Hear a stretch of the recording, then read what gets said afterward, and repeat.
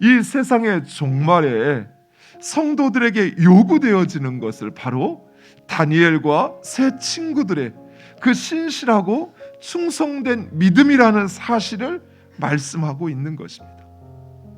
이스라엘은 이방 민족에 의해서 멸망당하는 혼란하고 불안한 상황 속에서도 성도들은 결코 좌절하거나 절망하지 않고 그 믿음을 지켜야 합니다.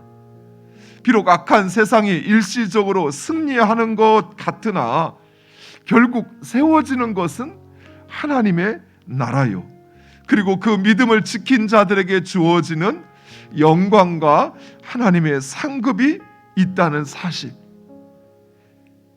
다니엘서는 바로 이러한 하나님의 주권적인 섭리를 보여줌으로써 성도들의 그 믿음을 격려하고, 그리고 우리가 얻게 될 궁극적인 승리를 바라보게 하는 것입니다. 사랑하는 성도 여러분, 우리 역시 마찬가지입니다. 우리의 현실을 돌아보면 오히려 악한 자들이 승승장구하고 불의한 자들의 계획이 성공하는 것처럼 보입니다. 우리가 분명히 깨달아야 할 것은 이 세상 역사의 주관자는 하나님이십니다. 세상 역사는 하나님께서 미리 정해놓으신 그 계획대로 진행되고 있는 것입니다. 악한 자가, 불의한 자가, 오히려 하나님과 상관없는 자가 잘 되어지는 그것이 그 사람 때문이 아니라 바로 하나님의 뜻과 섭리 가운데 주장되어지고 있다는 것입니다. 따라서 우리는 불의한 자가 형통하는 것에 대해서 원망하거나 불평하지 말아야 합니다. 오히려 더욱 그 믿음이 흔들리지 않고 하나님을 의지하고, 그리고 그 하나님께서 원하시는 기뻐하시고 선하신 뜻, 그것을 찾고 쫓아 행하여야 한다는 것입니다. 결국 이루어지는 것은 하나님의 뜻이요, 궁극적인 승리는 바로 그의 백성 것이라는 사실입니다. 그래서 우리의 삶에서 내가 어떻게 살아야지?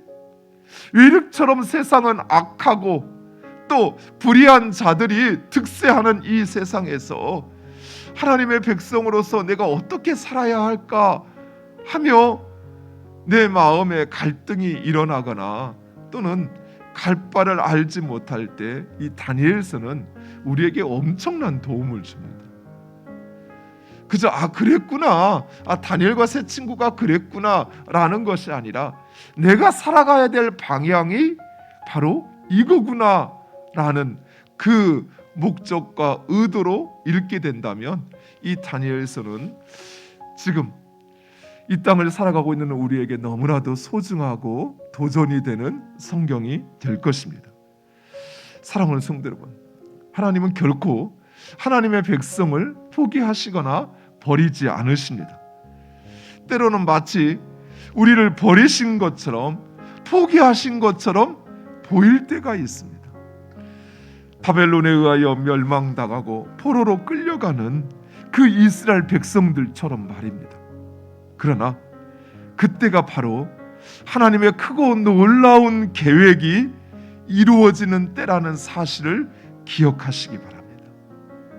따라서 우리는 그 어떤 상황에서도 결코 좌절하거나 절망해서는 안 됩니다. 포기하지 말아야 하는 것입니다.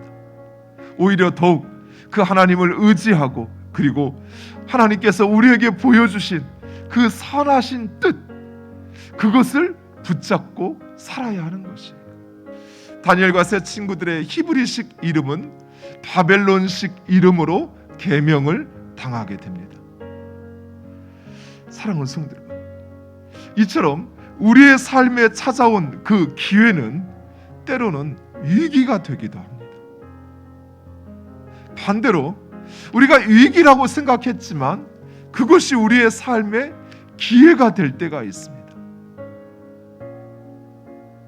이것을 결정하는 바로 그 기준은 하나님이십니다. 하나님, 그분을 나의 삶의 중심에 놓느냐, 그렇지 않느냐에 따라서 내 삶에 찾아온 위기는 기회가 되기도 하고, 반대로 이것이 기회라고 생각했던 내 삶이 오히려 나를 망가뜨리는 위기가 되기도 한다라는 것입니다.